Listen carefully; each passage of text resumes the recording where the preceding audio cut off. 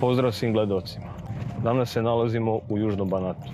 Najčešće postavljena pitanja od strane farmera u proteklom periodu ticala su se samog stanja useva, pojave oštećenja od golomrazice, prisustva korova i pojave bolesti. Upravo će to i biti tema današnje agropatrole.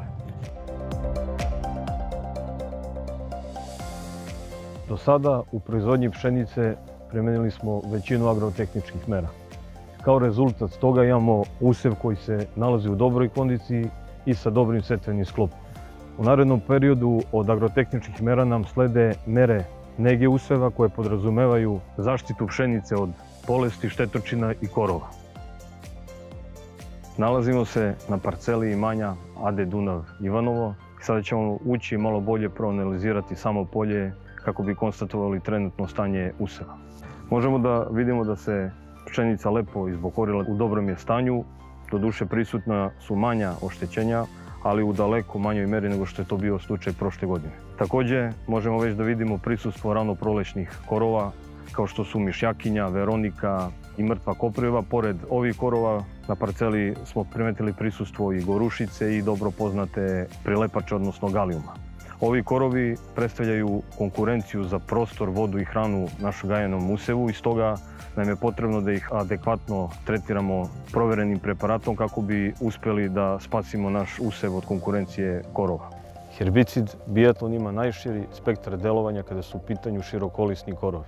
Suzbija korove koji drugi herbicidi ne mogu. Veoma je selektivan prema gajenom usevu i ne ograničava plodored.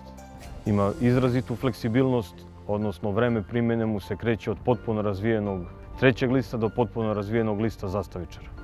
Sa početkom vegetacije pojavljuju se i bolesti. Najznačajnije i najčešće bolesti u našem klimatu kada su u pitanju bolesti lista pšenice su svakako ovdje prisutna septorija, rđe, pepelnice.